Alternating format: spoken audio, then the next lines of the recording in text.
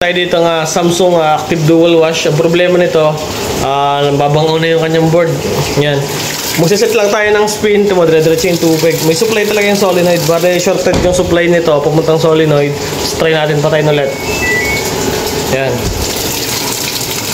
Yun o, sobrang delay ng pangtanggal ng supply. Tapos, buhayin natin. Ayun o, nagkakarga agad siya pagkabuhay natin. Tapos, paminsan, umiikot na agad yung pulsator, tapos nagde-drain. Select natin ang power spin. Ayan. Karakarambola siya dyan. Ayan, nag-select tayo ng spin. Dapat walang supply yung solenoid. Yung solenoid, dire-diretso. Ayan. Bali, malamang sa malamang, may problema yung board dito. Check ko na lang, tapos update ko kayo mamaya. Alright. Yan, nag-set tayo ng spin. Nagbe-blinking, ibig sabihin gumagana. Tapos ito, pag nakaselect tayo ng spin, dapat mag-error ito, mag-DVC error. Kasi sa halip na mag-drain, nagkakarga pa siya ng tubig sa process ng spin. Yan. Baho na talaga yung board nito. Alright.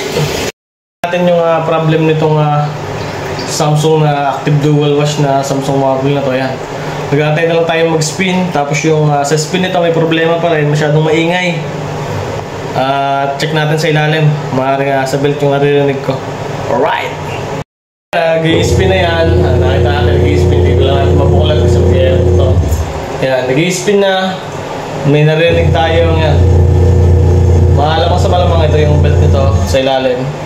Papahupain lang natin tubig. Pakasin na rin natin. Alright! Alright yan, check na natin yung responsible parts. Pagbuhay natin, hindi na siya nagkakarga agad ng tubig. Yan, okay na to. Tapos nag-select tayo ng water level 1. Yan, nakita natin, nagwawash na to ngayon. Yan o. Yan, nagwawash na to. Same time, mag-i-spin na lang kami. Pwede na ulit siya maglaba. Alright! Yan, nagdadagdag na siya ng tubig oh. Nagdadagdag na yung tubig. Gusto natin.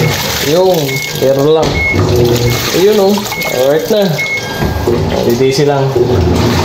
Tapos, nag-try na rin ako ng spin kanina. Okay na lahat. Tapos na yung unit. Pwede na sila maglaba. Psst.